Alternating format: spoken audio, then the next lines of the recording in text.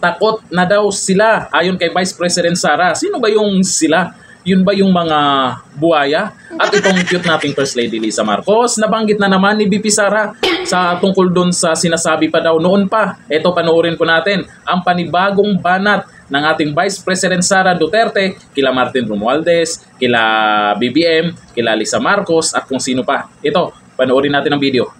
Noong kampanya pa lang, madami na akong kwento ng yung panggigipit nila sa campaign team ko. So alam ko na noon at yung mga pinagsasabi ni Lisa Marcos noon pa. So alam ko na insecure. Alam na natin na insecure. Siguro takot. Kaya nila nasasabi may destabilisasyon. Kasi takot sila. Kasi totoo yung sinasabi ng mga tao na ginagawa nila. Hindi nila ma-deny kasi nasa papel 'Di ba? Nakikita mo sa budget ang nangyayari. So hindi ma-deny, so takot. Paranoia siguro kasi 'di ba pag ikaw ay hindi siguro, paranoia talaga 'yan. Unang-una insecure, pangalawa takot, pangatlo paranoia. Kasi ang tao na may bisyo nagiging paranoid. Na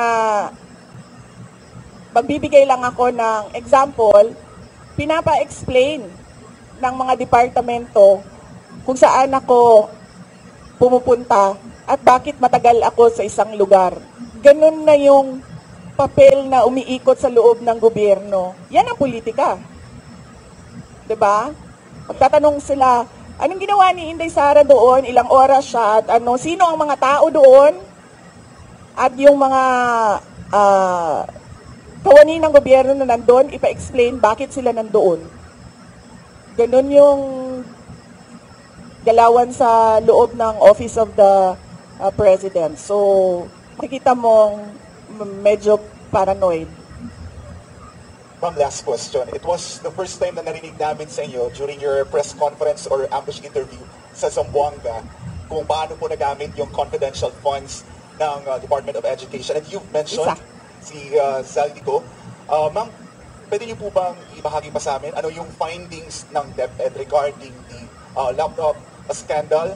And then, ano po ang ginawa ninyo sa findings na ito? Ipinaalam niyo ba President Marcos? May ginawa po bang parang case build up para kung makasuhan man kung may ikakaso? Yes, gumawa kami ng investigation sa loob ng Department of Education. Isa sa mga pinagamitan ng confidential funds ay yung corruption sa loob ng Department of Education. Hindi lang sa laptop madaming reports of corruption inside the Department of Education. Hindi lang sa central office, kasama na yung sa mga regional offices namin. So kapag merong report, pinapaimbestigahan yon. So isa sa mga inimbestigahan is yung laptop. Ang unang ginawa doon is nag-request ng fraud audit sa Commission on Audit.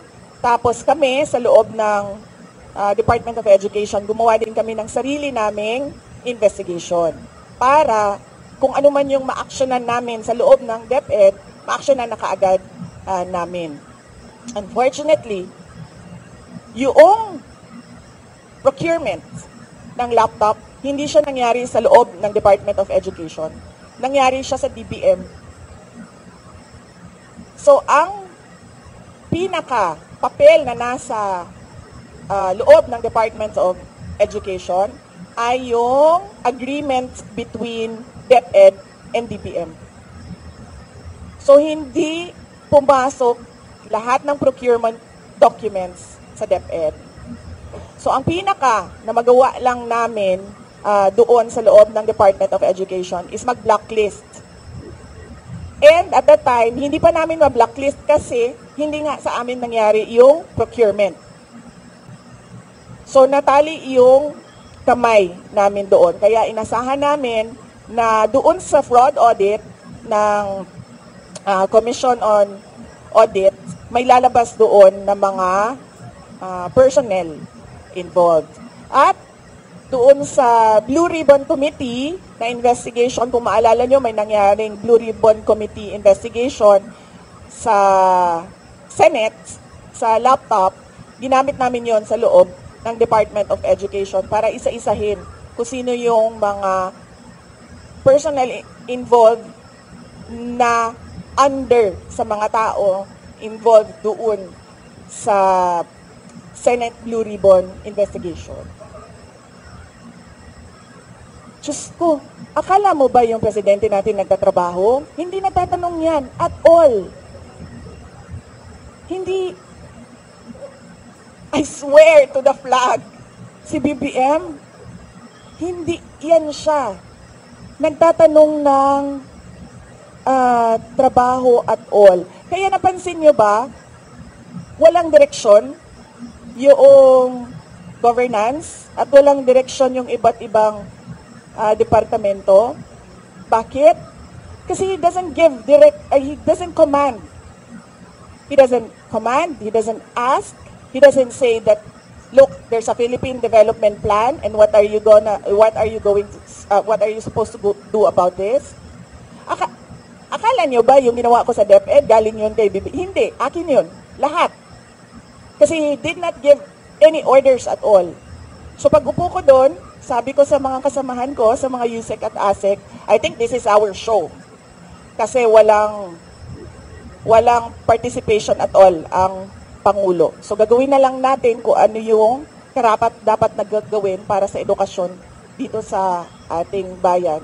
So we created the matatag agenda, we followed through with the matatag curriculum, at unfortunately hindi kami natapos kasi yun nga, nag-decide ako na I don't deserve the attacks that were thrown at me by the administration. Kasi ako na nga lang siguro yung kaisa-isa dong nagde-deliver para sa cabinet ni BBM. Tapos ganoon pa yung gagawin nila sa akin. O di, nung nawala ako, adi wala na. Wala na siyang accomplishment at all. Thank you very much, Vice President. Due to limited time, sorry kasi we'd like to request naman the Vice President to give a message. Baka you have a message for World Pandesal Day and to the public. Thank you for all. Yes. Happy World Pandesal Day sa inyong lahat.